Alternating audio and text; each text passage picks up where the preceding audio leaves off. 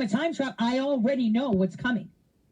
The problem is that the future changes every second the present is past.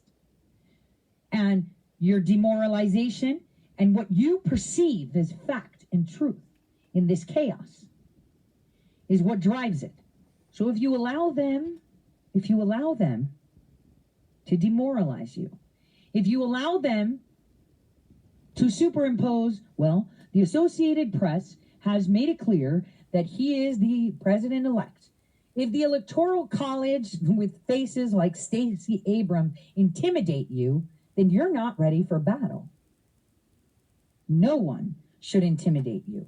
No Goliath should intimidate you. Nothing. The cross that's being borne right now by all is being carried by all. And if you fall out of the ranks, well, then that means we've got to find someone else to lift that up. So demoralization makes you enraged. You can be outraged, but not raged. Yesterday, I was very disheartened to see that those angels sitting by the water coolers were not using their inner voice and their inner guidance, but using their brain, using those higher processes that they fall on. Their discernment has been skewed because they're in the midst of chaos too. It's very important that we understand that. So let's watch this as an intermission, one of my most favorite videos ever, and my most favorite audio. I can listen to this again and again and again. Years from now, some of them may look back and ask themselves whether they've made the right choice, whether they've made the most of the opportunities they've been given. Together, we have the same mission.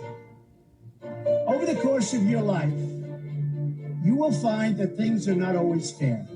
You will find that things happen to you that you do not deserve and that are not always warranted. But you have to put your head down and fight, fight, fight. Never, ever, ever give up. Don't give in, don't back down, and never stop doing what you know is right. Nothing worth doing ever, ever, ever came easy. And the more righteous your fight, the more opposition that you will face. In your hearts are inscribed the values of service, sacrifice, and devotion. Now you must go forth into the world and turn your hopes and dreams into action. America has always been the land of dreams because America is a nation of true believers. When the Pilgrims landed at Plymouth, they prayed. When the founders wrote the Declaration of Independence, they invoked our Creator 4 times. Because in America, we don't worship government, we worship God. It is why our currency proudly declares, "In God we trust." And it's why we proudly proclaim that we are one nation under God. The story of America is the story of an adventure that began with deep faith, big dreams, and humble beginnings. The next generation of American leaders, never, ever give up. There'll be times in your life you'll want to quit. Never quit. Never stop fighting for what you believe in and for the people who care about you. Carry yourself with dignity and pride. Demand the best from yourself.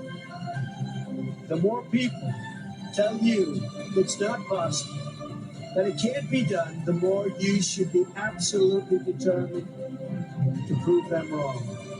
Treat the word impossible as nothing more than motivation.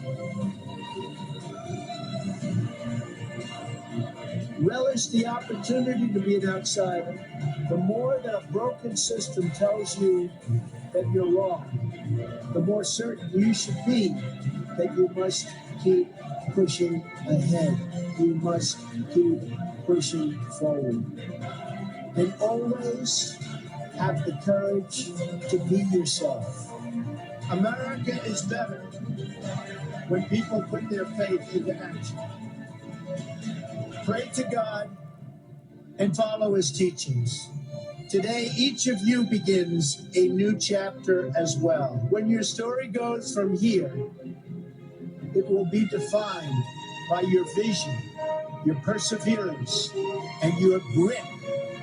You will build a future where we have the courage to chase our dreams no matter what the cynics and the doubters have to say. You will have the confidence to speak the hopes in your hearts and to express the love that stirs your souls.